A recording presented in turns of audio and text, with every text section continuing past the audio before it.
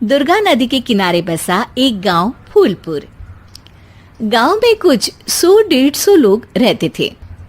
अंजलि, जो कि पास ही के जिले में रहती थी और 12वीं पास कर चुकी थी, उसके पिताजी ने बेटी को जल्दी विदा करने के लिए उसकी शादी फूलपुर गांव के मुकेश से करवा दी थी।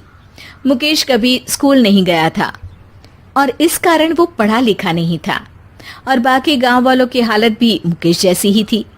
मुकेश के घर में उसके माता पिता भी रहते थे।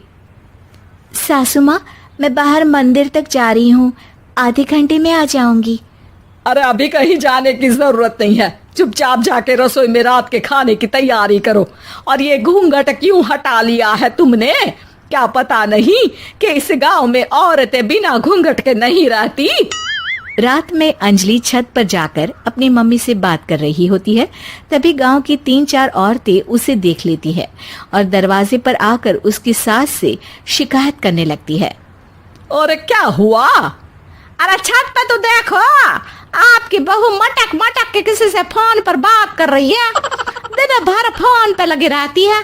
अरे कल तो मंदिर के पास वो क्या कहते हैं, सेल्फी ले रही थी। शहर की बहू रखना अच्छा शान की बात है, पर देखना इसके लक्षण से ये तो तुम्हारे परिवार को बदनाम ना कर दे। ये पहली बार नहीं था जब सास से गांव के लोगों ने अंजलि की बुराई या शिकायत नहीं की हो। अब तो ये रोज की बात थी। अंजलि ये सब सुन लेती है। जब वो नीचे जाती है तो मुकेश भी वहां आ जाता है। सास कहती है, बेटा, लोग घर आकर शिकायत करने लगे हैं बहू के कामों की। देख लो, पति हो, संयम से रखो इसे। माँ जी, मैं तो अपनी माँ से बात कर रही थी, क्योंकि यहाँ कोई बात करने लायक ही नहीं है और अब मैं माँ के पास ही रहूंगी। वहाँ क्या रहना, वहाँ बाहर के लोग तो ठीक है, पर घर के लोग भी इज्जत ना दे सके। अरे नहीं नहीं अंजलि, ऐसा नहीं है, धीरे धीरे सब ठीक हो जाएगा, तुम फिक्र ना करो। अरे बस कुछ बोलना ही नहीं है, सर पे चढ़ा रखा है बहू को। सास मुकेश की नरम बात सुन के वहां से मुंह चढ़ाकर चली जाती है। मैं तो कहती हूँ हम दोनों शहर चले जाते हैं।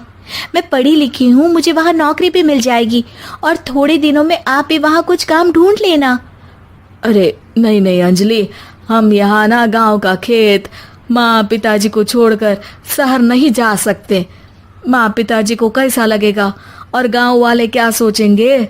ये कहकर मुकेश सोने चला जाता है और अंजलि की गांव वालों द्वारा बुराई का सिलसिला बहुत दिनों तक चलता ही रहता है। लेकिन अंजलि गुस्सा ना दिखाते हुए समझदारी से काम लेती है। बारिश का मौसम चालू हो जाता है।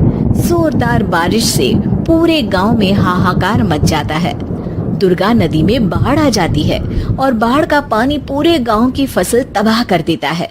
फसल की ये हालत देखकर गांव वाले निराश हो जाते हैं और बात तो यहाँ तक पहुँच जाती है कि कुछ लोग तो अंजलि को इस सब का दोषी ठहरा देते हैं। अरे पूरी फसल तबाह हो गई, पता नहीं किसकी नजर लग गई है।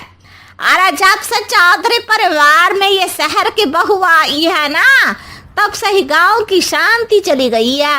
इसके कर्म कांड से माँ दुर्गा नदी भी खुश नहीं है। ये सब सुनकर बेचारी अंजलि रोते हुए अपने घर चली जाती है। कुछ दिन बाद सभी गांव वाले अपनी फसल का मुआवजा लेकर अपने अपने घर आते हैं। मुकेश भी 1500 लेकर आता है। अंजलि को जब पासबुक दिखाता है तो अंजलि हैरान हो जाती है। अरे, ये पासबुक में तो उन्होंने 4000 की एंट्री करी है और आपको सिर्फ 1500 दिए। सच में? अरे वो सरकारी अफसर आपको बेवकूफ बना रहे हैं। सरकार की तरफ से हमें 4000 मिले हैं, लेकिन बाकी का सारा पैसा खुद ही खा रहे हैं। आप लोग के अनपढ़ होने का फायदा उठा रहे हैं। ये सब सुनकर मुकेश परेशान हो जाता है, लेकिन अंजलि उसे हिम्मत से काम लेने को कहती है और सुबह होते ही मुकेश को पंचायत कार्यालय ले जाती है और साथ में गांव के और लोगों को भी। आप सरकारी बाबू क्या गांव के लोगों को बेवकूफ समझते हैं? आपको क्या लगता है ये पढ़े लिखे नहीं है तो आप कुछ भी मनमानी करेंगे? ये बेचारे दिन रात इतनी मेहनत करते हैं, ये हमारे अन्नदाता हैं और आप इनके साथ ऐसा धोखा करते हैं। अरे क्या बके जा रही है ये लड़की, किस धोखे की बात कर रही है?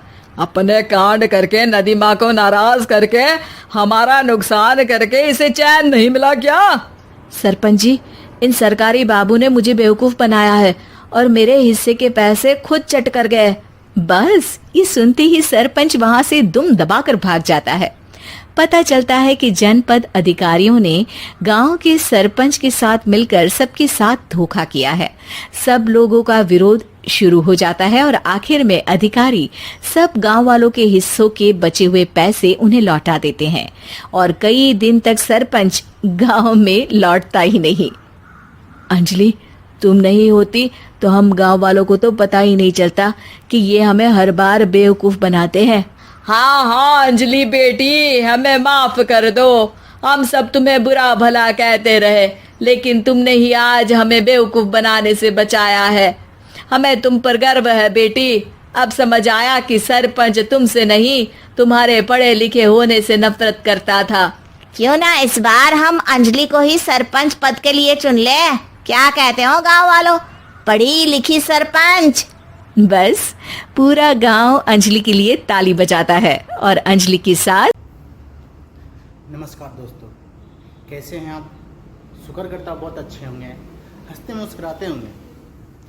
मैं पहली बार कार्टून वीडियो बना रहा हूँ आपके लिए, बहुत फेमस, बहुत मज़ेदार और कॉमेडी से भरा हुआ। देख करके लगेगा क्या बात है, क्या कार्टून वीडियो बना है। एक बार देखें, हमें लाइक करें, सब्सक्राइब करें और हमें फॉलो करके आगे बढ़ाने का मौका दें। धन्यवाद।